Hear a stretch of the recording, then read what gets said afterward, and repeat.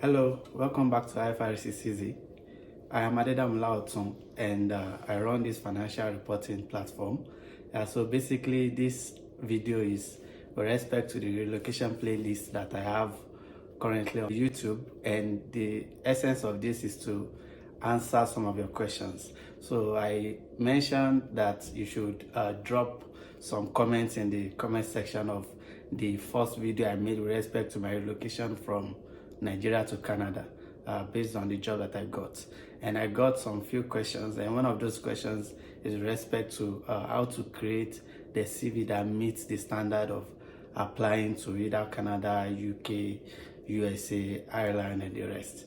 And so what I'll be doing today is to walk you through how to go about it, so that by the time you're applying, your CV is well updated and it meets the necessary standards.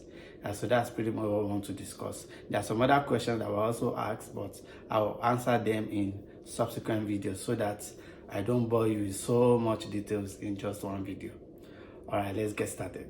Okay, so with respect to writing a CV that works, there is really no hard and fast route to it. There is no perfect CV, but the major thing is there are some things that are crucial, that are essential to be considered in whatever CV that you are drawing up, and that's what we'll be running through. So at the end of this, you will understand how your CV should look like, and also the kind of CV that I presented. So I'll be sharing with you my own CV, although I edited some personal information from it, but it's the CV that I used in applying that gave me those 3 jobs that I got.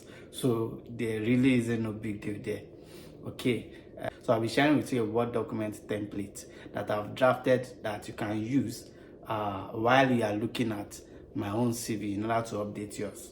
Yes, so I'll be sharing that in the description box.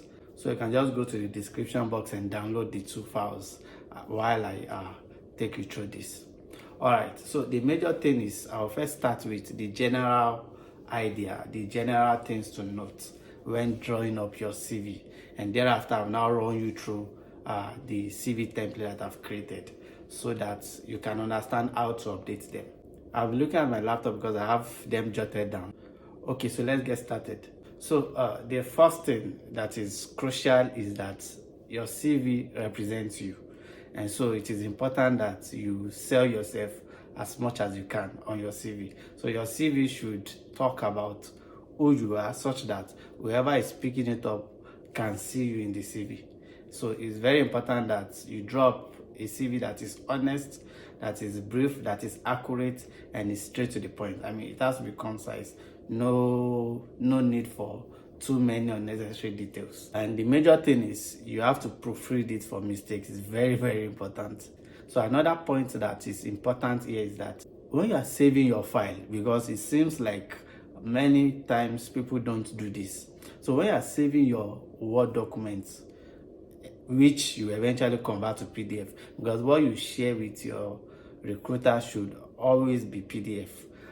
Based on popular opinion, PDF is always better because it is readable as well, and ATS can also read it.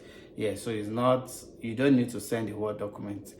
Okay, so now when you are saving your file, you have to save it with your name.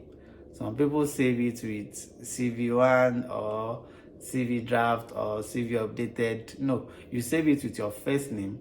If you have an English name, perfect, which is your middle name. So you put your first name, your middle name, and your last name. And then you can now put maybe a resume at the back or CV at the back. Now the third point here is that your CV should speak to the role you're applying to. I know there's this temptation where because you're applying to so many roles, you just want to be using the same CV. No. Especially if probably you are looking at more than one role. Say for example, you are somebody that you're experienced in HR, you're also experienced in customer service. So you're looking at applying to customer service jobs and HR jobs. You can't use the same CV for both roles. So you need to have one CV that is tailored to meet the requirements of HR, another CV that is tailored to meet the requirement of customer service. Now, in terms of your work experience, it's supposed to be presented from the most recent to previous ones. And one thing that I need to mention here is that it is not compulsory that you include all your experience. Some people will include they might have 6, 7, 8 years experience. They include their current experience up till when they were interns. It's not compulsory. So you can just include the most relevant roles if the job experience they're looking for is just 3 years or 4 years. Then you don't need to go as far back as even your NYSC when you were teaching. Yeah, so it's only if probably you don't have much experience that okay, you can now start putting those kind of experience. But if you already have built some experience on your job for some years, then there are some experience that you already have that you don't really need to put them on your CV because it makes it so voluminous. And another thing to take note of is that you don't necessarily need more than 2 pages for your CV. 1 page, 2 pages is enough. In fact, I've sent a CV of just 1 page and the recruiter got back to me and said that they loved it, that it was straight to the point, it was concise and just perfect. So it's not until you have 3 pages, 4 pages that your CV is representative. And nobody reads it. Yeah, so what they read is the first page. If your first page is not catchy, nobody will turn to the second page, not to talk of third page. Yeah, so that's why the focus should be on your first page. That's the most important. Everything that talks about your professional summary, your experience, it should be on your first page. So your CV should not be more than 2 pages maximum. Then there are times when you see people put so many irrelevant information on their CV because they shall want you to read 2 pages, 3 pages. It's not compulsory. There are some information that is not needed, like okay, you include gender, you include religion, you include date of birth, you include even your address. If you want to put your address, the maximum you can put is your state and your country. You don't need to write the whole number 36, so and so. You don't need that, sincerely. You don't even need to put country there because if you put country there, then that's when one HR will look at it and say, this one is even coming from. Yeah, so you don't need to. You don't even need to put state. Just put your major information will be your email, your LinkedIn address, which is your LinkedIn link, and your phone number that they can reach you at. That's all. So you don't even need to have foreign phone number. You don't need to now start going asking for, you don't need a foreign phone number. They called me directly on my Nigerian phone number. Yeah, so you don't necessarily need all the, some people even put primary school information just to make their, you don't need to put your primary school. You don't even need to put secondary school. What you just need is your university. Your professional certificate, your training certificate. Once you have those ones, you are good to go. You don't need unnecessary information.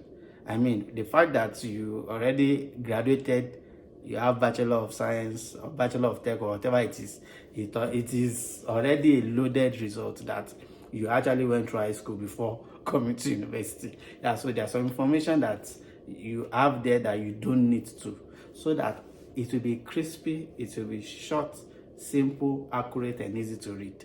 And anybody can understand where you're coming from and your experience. Now, some people even put their company's logo, they put their own picture there. You don't need to really.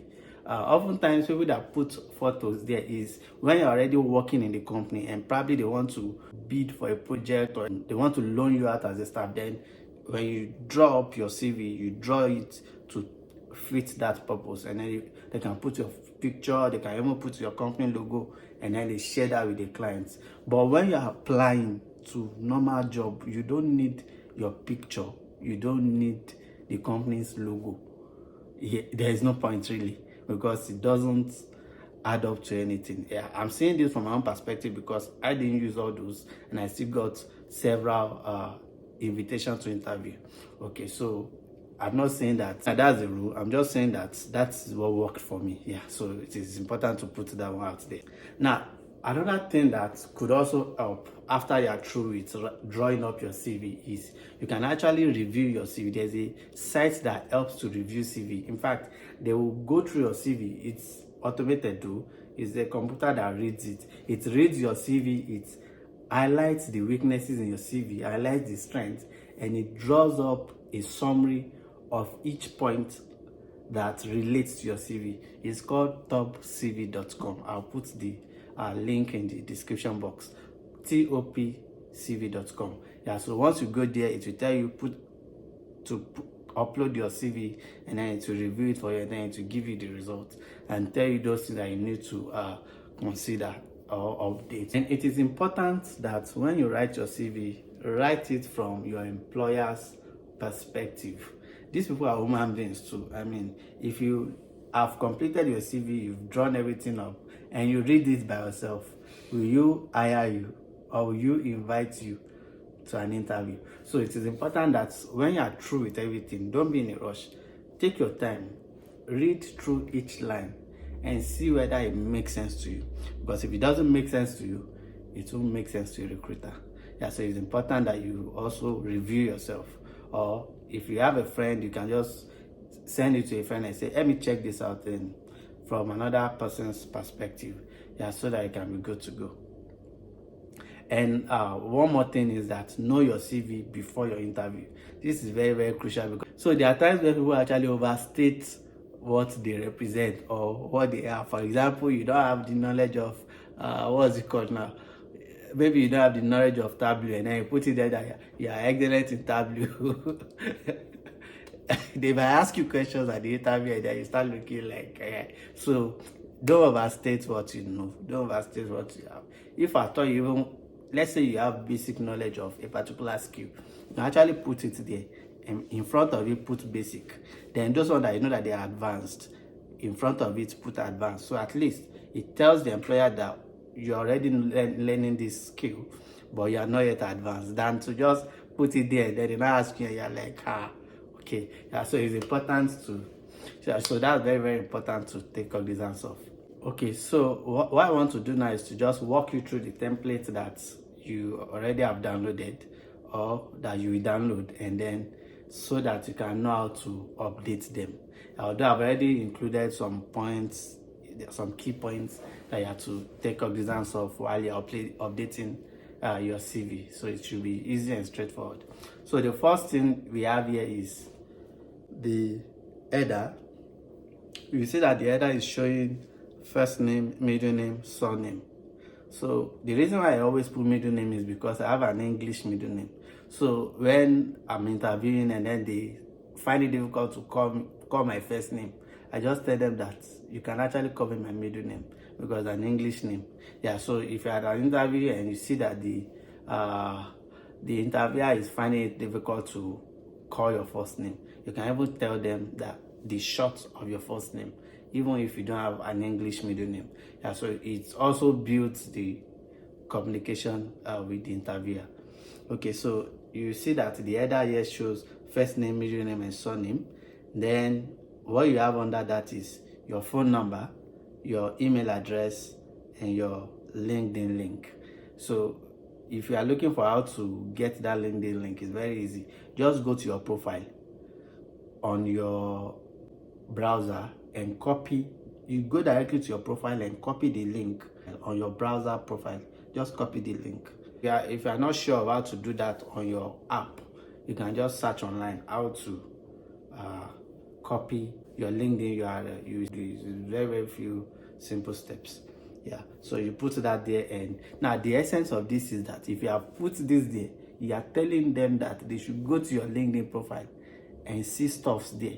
Now the problem here is that when they go to that LinkedIn profile, what will they see there? So it's important that as you have updated your CV, you need to also update your LinkedIn profile. In fact, your LinkedIn profile should have more information than your CV, because in that place you'll be able to put so many things there. Then all those logo of companies will be there where you have worked and all.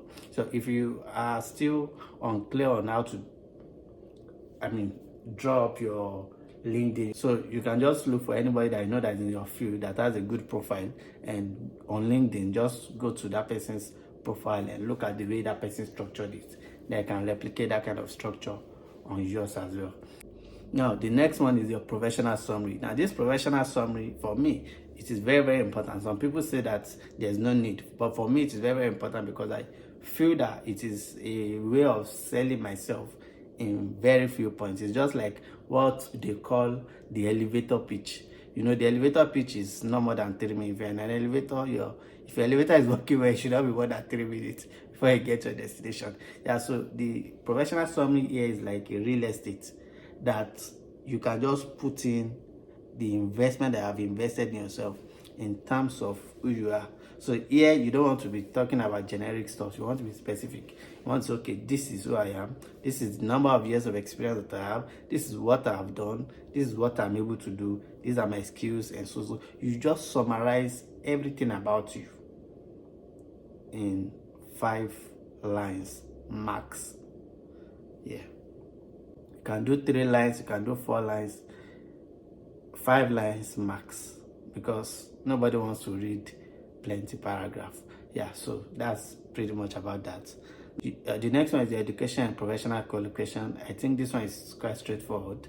You can as well just check through and update it. Here you don't really need your primary school information. If, let's now say, you don't even have professional certificates, you can now put in, okay, your secondary school and your university, but your university will come first before your secondary school. You don't need primary school at all. Okay, then your training certificates too. You bring in your training certificates. Don't underrate any training that you have that you know that is relevant. Bring it here as well. Put the name of the company that trained you. If it's an international company, put comma in front of the name of the company and put the country there, because it also sells you. Yeah, then put the year that you completed. But if there are some training that you have done and it is a very long time, and you've not even done any recent training, then you don't need to put the years in front of it. Nobody really asks. The major thing is that, were you trained or not? Yes. They train you or we did not train you. They train you. So you're good to go. Okay, so the next thing is your professional experience. You will see that almost all these things, they are all on one page, because that's where you are selling yourself. That's the major thing. So when it comes to all other skills, those ones, they are generic. You don't need to bring them in front. Skills in terms of your soft skills, like, okay, you have good communication, leadership skills, teamwork. Anybody can write that, but not anybody can write your professional experience, because that one is specific to you. But every other thing that has to do with, okay, soft skills that anybody can write, those ones can be at the back.